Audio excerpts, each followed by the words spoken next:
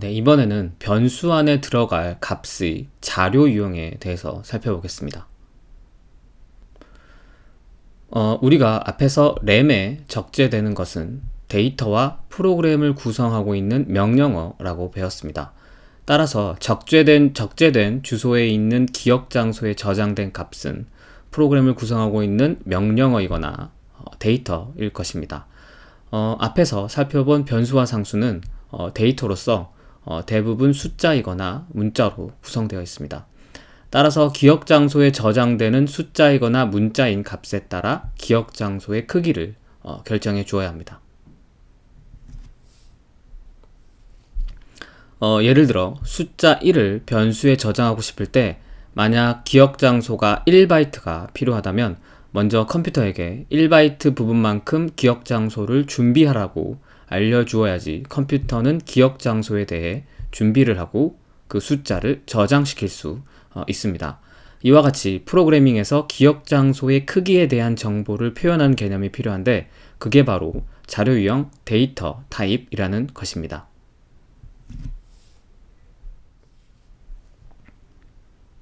아까 설명한 파일의 예를 가지고 자료 유형에 대해서 다시 한번 설명해 보겠습니다. 우리는 킹스맨이라는 동영상 파일을 하드디스크에 저장했습니다. 그 파일의 파일명을 살펴보면 킹스맨 뒤에 이렇게 AVI와 같이 그 파일의 종류를 나타내주는 확장자가 존재합니다. 이 AVI라는 확장자를 보고 이 파일이 동영상 파일이라는 것을 우리는 알 수 있게 됩니다. 만약 확장자가 mp3면 노래나 음성이 들어있는 파일, HWP면 문서 파일 등으로 우리는 인지하게 됩니다. 이렇게 우리는 파일의 확장자를 보고 이 파일의 자료 유형, 즉 파일의 종류에 대해서 파일을 클릭해 보지 않고도 알 수 있습니다. 프로그래밍에서도 변수에 어떤 자료 유형이 들어있는지 컴퓨터에게 알려주기 위해 자료 유형이라는 것을 사용하는 것입니다. 마치 우리가 확장자를 보고 그 파일의 내용을 알 수 있는 것과 마찬가지인 거죠. 이와 같이 자료 유형은 컴퓨터에서 사용되는 값의 형태를 의미하며 항상 기억 장소에 대해서는 자료 유형을 결정해 주어야 합니다. 이 자료 유형의 종류에는 정수, 실수, 문자, 문자열, 논리 등이 있습니다. 여기서는 간단하게만 설명을 하고 다음 시간에 더 구체적으로 한번 살펴보겠습니다. 일단 변수에 숫자를 넣을 수 있는데 그 숫자의 자료 유형에는 정수, 실수가 있습니다. 정수는 소수점 표현이 없는 숫자를 표현하기 위한 것으로 1, 2, 0, -2 등 소수점이 없는 숫자를 말합니다. 실수는 소수점 표현이 있는 숫자를 표현하기 위한 것으로서 1.23, 2.34 등 소수점이 있는 숫자를 말합니다. 그 다음 변수에는 변수에는 글자도 넣을 수 있는데 글자의 자료 유형에는 문자와 문자열이 있습니다. 문자란 한 개의 문자를 저장할 수 있는 기억 장소를 표현하기 위한 것으로서 A, B, C와 같이 각각 한 개의 문자를 넣을 수 있습니다. 문자열은 문자열을 저장할 수 있는 기억 장소를 표현하기 위한 것으로서 북, 애플과 같이 단어를 표현할 수도 있고 더 나아가 Programming is fun이라는 문장까지 표현할 수 있는 표현입니다. 논리는 참 혹은 거짓에서 하나의 값을 저장할 수 있는 기억 장소를 표현하기 위한 것으로서 이는 나중에 더 상세히 배울 예정입니다.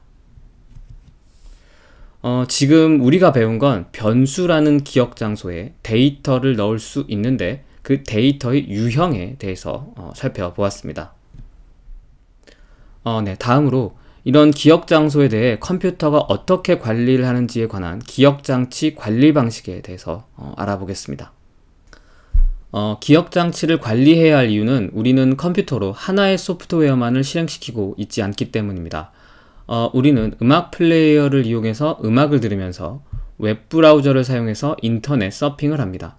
그리고 그 서핑으로 찾은 자료로 문서 편집 프로그램을 이용해서 리포트를 작성하는 등 하나의 프로그램만 실행하지 않고 여러 프로그램들을 동시에 실행하면서 컴퓨터를 사용하고 있습니다. 이처럼 컴퓨터에 장착된 하드웨어는 한 개이고 소프트웨어들은 동시에 여러 개 실행되는 컴퓨팅 환경에서 기억장치는 여러 개의 소프트웨어들에 의해서 같이 사용되어집니다. 그리고 어떤 소프트웨어가 사용하고 있는 기억 장소에 대해 다른 소프트웨어가 그 기억 장소를 사용하게 되면 그 다른 소프트웨어는 제대로 동작을 하지 않습니다. 따라서 사용 중인 기억 장소에 대해서는 절대로 다른 소프트웨어가 사용할 수 없도록 하는 기억 장치의 관리가 필요하게 되고, 이러한 역할을 하는 소프트웨어가 바로 윈도우나 맥 OS 같은 운영체제입니다. 그럼 구체적으로 운영체제가 어떻게 기억 장치를 관리하는지 한번 살펴보겠습니다.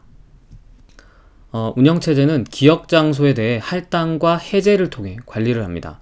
먼저 할당에 대해서 살펴보겠습니다.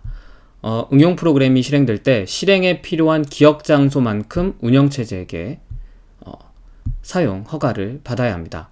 그럼 운영체제는 기억 장소를 준비시키고 사용 요청에 대한 허가를 해줍니다. 이렇게 운영체제에게 기억 장소의 사용을 요청하고 사용할 수 있는 권한을 받는 작업을 기억 장소 할당이라고 합니다. 즉, 프로그램을 실행시킬 때 데이터나 프로그램 자체를 저장할 기억 장소에 대해 사용 가능하게 만드는 작업을 간단히 말해서 할당이라고 합니다. 다음은 해제입니다. 응용 프로그램이 기억 장소를 사용하지 않을 때는 다시 운영체제에게 사용허가 권한을 반납해야 합니다. 그래야만 다른 소프트웨어들에 의해서 이렇게 반납된 기억 장소들을 사용할 수 있게 되기 때문입니다. 이러한 작업을 기억 장소 할당 해제라고 합니다. 간단히 말해서 해제라고 합니다. 이와 같이 데이터를 저장할 기억 장소에 대해 할당 혹은 해제 등을 하게 되는데, 프로그래밍에서는 이를 변수 선언과 정의라고 합니다. 즉, 변수를 선언하고 정의를 하면 기억 장소에 할당이 일어나고 그 할당된 기억 장소에 일정한 값이 입력되는 것으로 보면 됩니다. 이처럼 변수의 선언이란 어떤 프로그래밍 언어로 작성된 소스코드에서 그 프로그램의 컴파일러에게 필요한 정보를 구체적으로 프로그램을 실행할 때 사용될 데이터의 유형을 전달하기 위한 표현 방법을 말합니다. 즉, 소스코드를 작성하면서 컴파일러에게 변수에게 들어갈 자료 유형에 대해서 이 값이 정수인지 실수인지 문자열인지 등 데이터에 대한 정보를 미리 알려주는 걸 변수의 선언이라고 합니다. 그리고 변수의 정의는 실제로 자료 유형에 따라 이만큼의 기억 장소를 사용할 테니 그 장소의 그 사용할 크기를 지정하는 표현 방법을 말합니다. 몇몇 프로그래밍 언어들에서는 선언과 정의를 분리하지 않지만 일반적으로 선언과 정의는 동시에 진행된다고 보시면 됩니다. 따라서 변수를 선언한다고 하면 변수를 정의하는 작업도 같이 진행되는 것으로 보면 됩니다.